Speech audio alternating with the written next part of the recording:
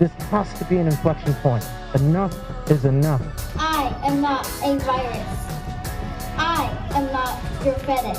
Using the voices and helping, our elders. Rise up, rise up, rise up! Rise up, rise up, rise up! Hate is a virus, and here's the answer. Here's the vaccination. Love. It's not just affecting one group or one person, it's affecting all of us. Loving your neighbor for real and taking a risk and joining someone else's struggle. People recognize that this isn't just an Asian American problem, it's an American problem.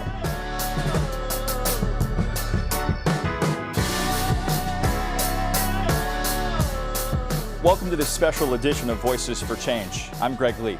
For the next half hour, we'll discuss the sharp rise in anti-Asian discrimination and violence and speak to those leading a chorus of voices saying enough.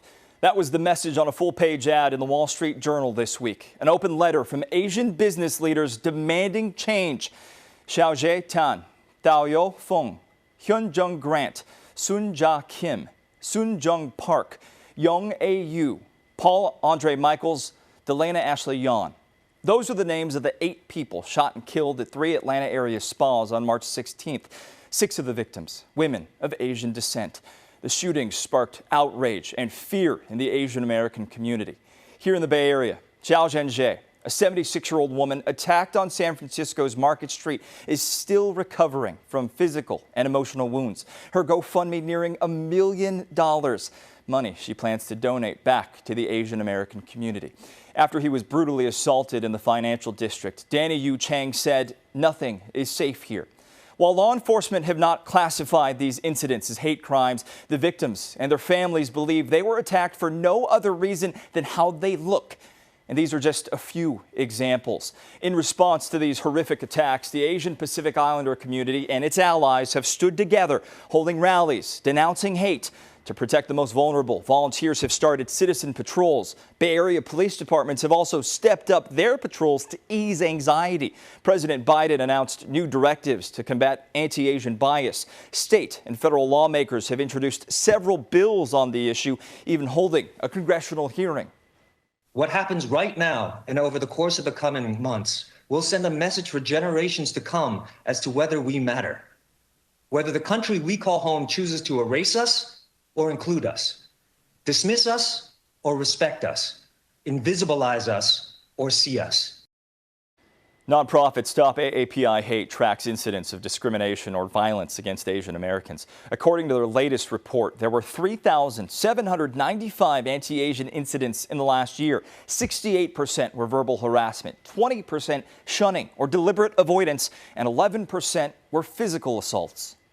We are joined now by the co-founder of Stop AAPI Hate and San Francisco State professor, Dr. Russell Jung. Dr. Jung, thanks for talking with us. I wanted to give you first a chance to reflect on the Georgia shootings and the response that we've seen from communities since then.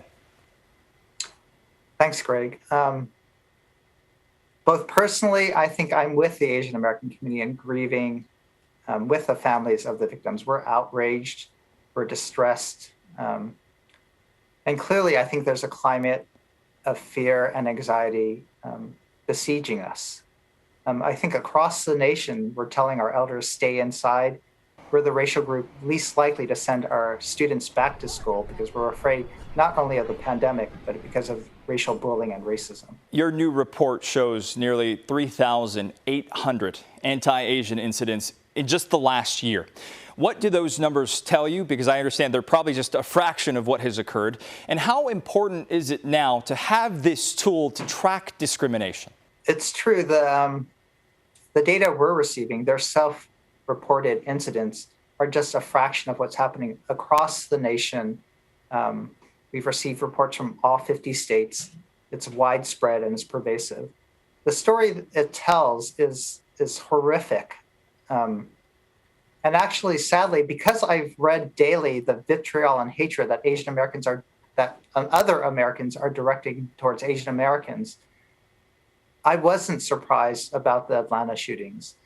I've seen time and time again how people are blaming Asians for the coronavirus, how they're saying we don't belong here, we need to go back home, and that exclusion of Asian Americans, that objectification of Asian Americans, and now the pushing and shoving of our elderly, it wasn't surprising.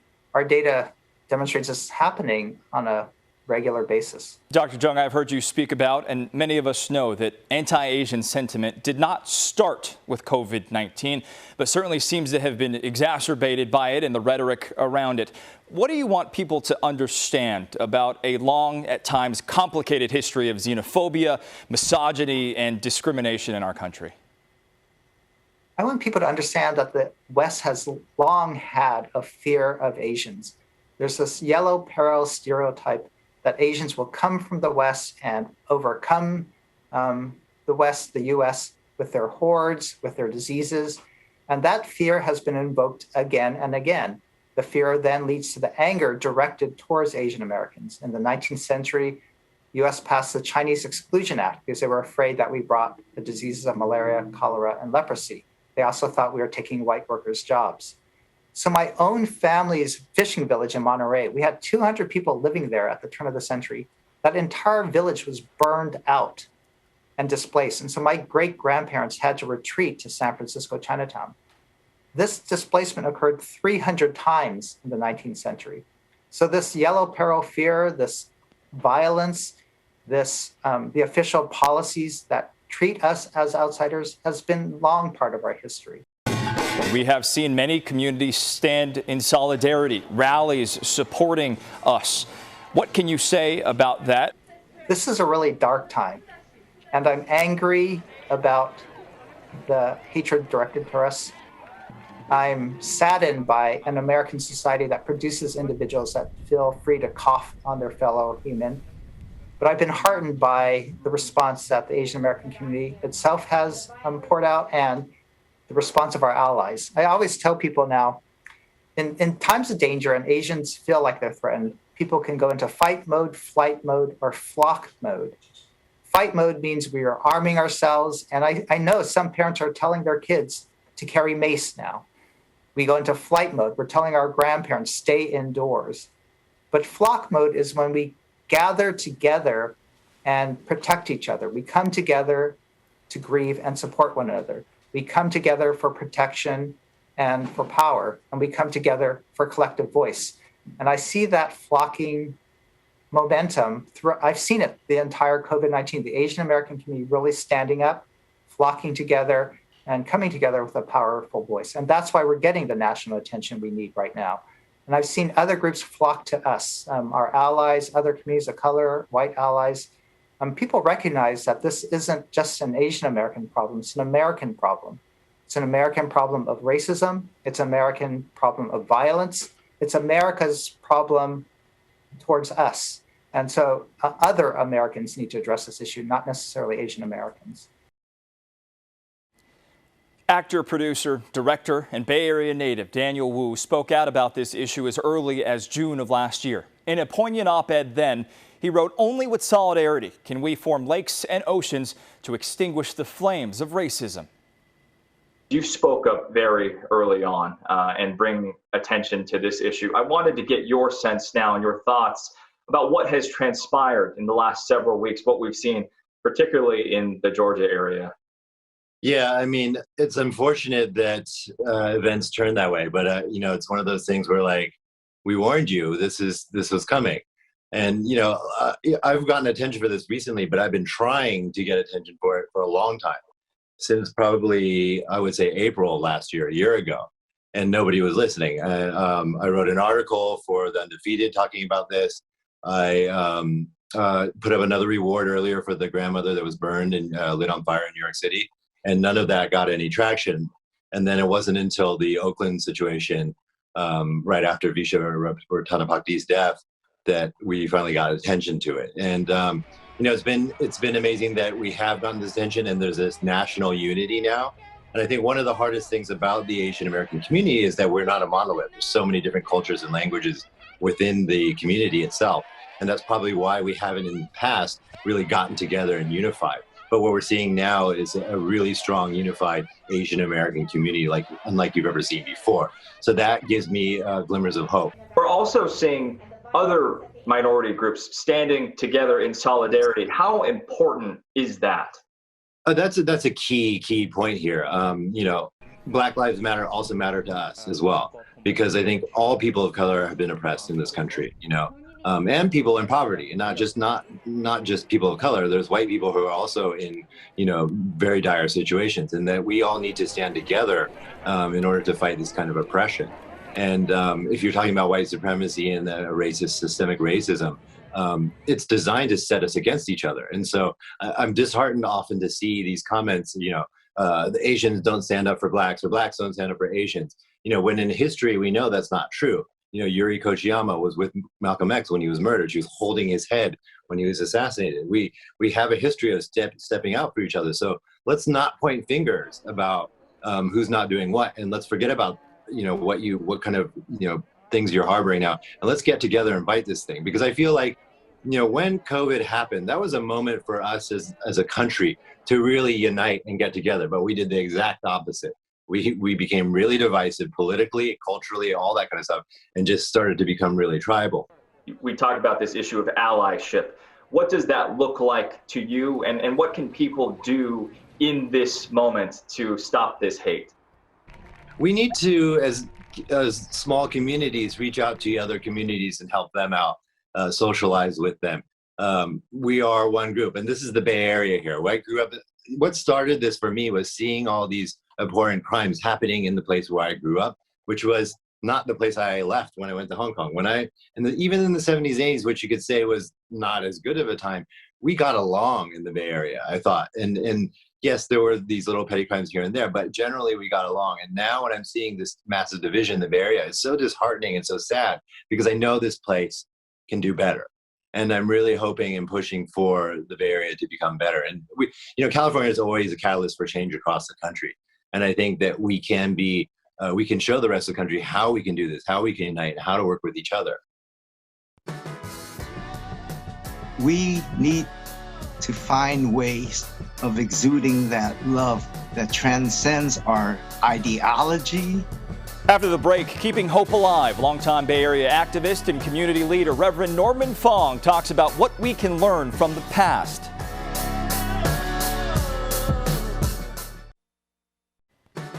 Reverend Norman Fong has dedicated his life to social justice and standing for what he believes is right. He wants to spread his message of hope and love. I just want to start by getting your reaction to what we're seeing in this wave of anti-Asian attacks. This is crazy.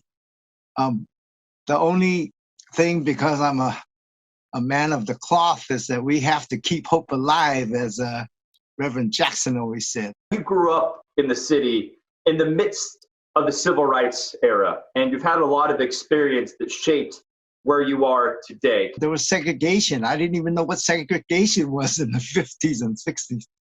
So all the Chinatown kids went to the school, elementary school, and all the teachers were white. People don't remember that era, you know. And Asians, my God, which toilet do you use when I went across, you know, other places? So growing up with that, we kind of knew there was prejudice as part of being American-born Chinese. The worst thing that happened to me, though, was I had to go to junior high in North Beach, and my first day there, I got attacked. And this group called DACs, I didn't even know what that meant at the time, you know, but damn all Chinamen, Italian boys, they tied me to a fence and threw water balloons at me. Later, they attacked me through an alleyway. They cut my neck and to scare me. And, you know, so racism, it has always been around. The good news is my mom was a heavy-duty Christian. And so I came home crying that I got beat up by the Italians. I hate Italians. I said it real loud. And she calmly and coolly just said, "Did you know our landlord was Italian? A nice old man charges $90 rent for 18 years. And then we got evicted by a Chinese dude right after." So life is contradictions. My mom said life is about balance. So we got to stay balanced in these racial tension right now going on. Solidarity is number one. We need our brothers and sisters from the Jewish faith, Latino, Muslim. We have to see our struggle as the common struggle against hate. And until we get to that point, we're still going to just scapegoat each other. The second thing is, I love it when people come together to back each other up. I mean, there's something beautiful about humanity or divinity, whatever you want to call it, that is powerful. It means you're willing to risk your neck to show love to someone else. And we need more of that. Love your neighbor, man. The first thing we did with the African-American pastors like NAACP and others is we started this Asian Black Solidarity event. Every February is Black History Month. It's also when the Chinese Lunar New Year happens. So we started in 2011 all the way to today, every year, our annual gathering. And we preach it, but we also talk to youth about it. And so here in San Francisco, we have that Asian Black Solidarity. At all these rallies I go to, I carry a poster. It says, "Love shall overcome." Love shall overcome. Not only did we learn that from Dr. King, but we need to find ways of exuding that love that transcends our ideology, our friends and communities we relate to. There's ways to break out of our convenient shells to create new kinds of communities. And in the long run, that's what I'm hoping for. Practicing loving your neighbor for real and taking a risk and joining someone else's struggle. Reverend Fong talked about the new generation rising up together. Hard to find a better example of that than 13-year-old Ashlyn So. The fashion designer has created a new line called Stand for Asians, with proceeds going to AAPI causes.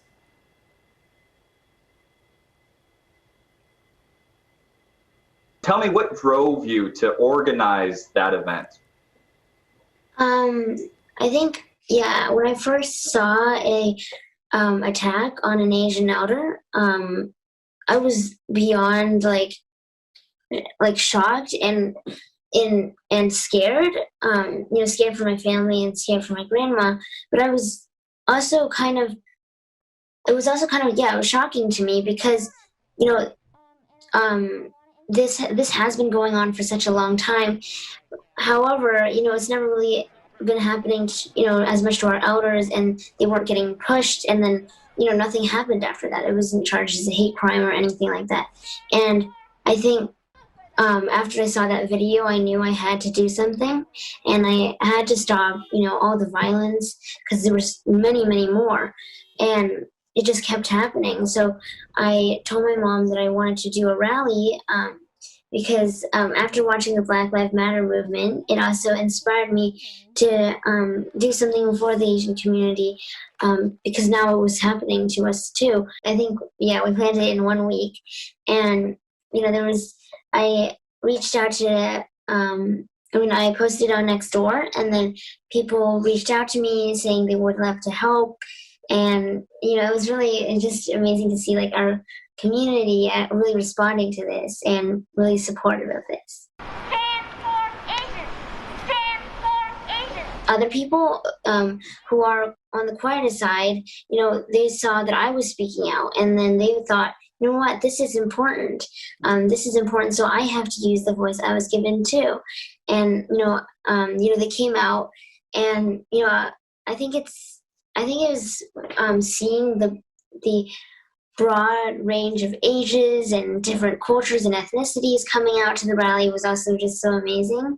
And I think that's what makes it powerful, is coming from different backgrounds and different stories. If you had a message for other people that are your age and your generation about standing up for what's right, what would your message be to them? I think I really want to empower and inspire the youth to really speak up and, using the voices and helping, our elders. And I also want to improve and change the way our education system works, because, we are making progress with it being separated into ethnic studies.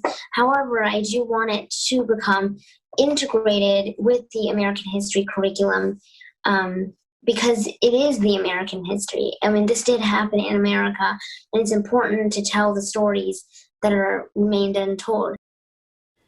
Representation on the big screen matters. Coming up, we talk with the star of the new movie, Boogie. The new movie, Boogie, tells the story of an Asian American basketball star in New York, balancing family expectations while chasing his dreams. The movie's leading man, Taylor Takahashi, grew up playing ball in the Bay Area. He spoke to us about the importance of representation on the big screen. I think pretty cool for any of us that had hoop dreams growing up. So for you, what was it like to play Boogie? And did you tap into kind of your childhood at all for this? 100%. I think one of the toughest things was just trying to remember that you don't have your life experience. I'm 28, the kid's 18. And it's remembering, how you were when you were 18 years old. You're a little bit more naive, you're a little bit more raw, you're a little bit more quick to react to things. No one believes in an Asian basketball player. This film really puts Asian American culture at the forefront, right? About being kind of a first generation kid and growing up in that atmosphere. And then also some of the racism or the xenophobia that comes with it. How important is it to you to kind of see that on the big screen and to be part of that? There's such I see myself in this type movie. And some people, it's the direct experience, some people, Asian American and, first generation immigrant family, whether you're playing basketball or not, like they just know that arc and that journey. But whether you're Asian or not, if you're an immigrant in this country, like you go through similar things. It's a little bit more directed to who you are and where you come from. But like the world is still kind of the same. You're just kind of navigating in America, trying to figure out like, where am I going to go and how am I going to do these things? And for us, the authenticity of, I think, what the movie portrays is what's so special to us. It's the first time that like I've seen if I didn't do the movie, it would be the first time that I saw myself like up on the screen. And it's just like, wow, like that person looks exactly like me, does exactly the same things, lives a very similar life, or what it appears to be. And I hope it gives like a beacon of hope or belief or whatever it needs to do for people to just like believe in themselves. How important is it to see faces like yours and mine represented on the big screen, right? That you're a leading role in a big movie that's coming out, and how important is it that we continue to see that? It's huge. And I hope that this is kind of like the foundation for people to start telling their like regular stories, and I love the Asian representation that started Crazy Rich Asians, Parasite. I love those movies. Crazy Rich Asians for me wasn't that relatable. It's like a cool story, but it tells kind of this like fake persona that Asian people have. For me, it's just like, I hope it's the normalization of these things. And, for me and myself, it always people get super bright-eyed and they're like, whoa, like an Asian person on there. And it's like, I appreciate that. And, I love it, but like, I hope that like kind of calms down. And it's just like, okay, wow, that's just a real story about a real person doing real things. And that's what I hope moving forward kind of starts the awe moment starts to tamper down. And it's just really just like, wow, I recognize real in a way. And it's like, boom, I see that, I identify with that, I can plug into that, and I can relate to that. And that's what I think is really important. It's a general rule in journalism. Don't let yourself become part of the story. A rule I've devoted the last 15 years to following, but indulge me for a second. Recently, I began to have these difficult conversations about anti-Asian hate on the air and off. I went to my parents, Korean immigrants who came to this country 40 years ago. They became citizens, had my brother and me, so we could all live the American dream. The same story as millions of Asian Americans, including some of the victims in Georgia. In the wake of these recent incidents, my parents shared stories they've never shared with me. Stories about the racism they've endured. Stories as recent as last month. Every time before I hang up the phone with them, I tell them to be careful when they leave the house. It makes me sad. It makes me angry. But here's the point, the silver lining. We are talking about these issues. We are rallying together, demanding change. So join the conversation. Hear us. Stand with us. And let this be a first step, not a fleeting moment. We leave you with some resources to keep this conversation going.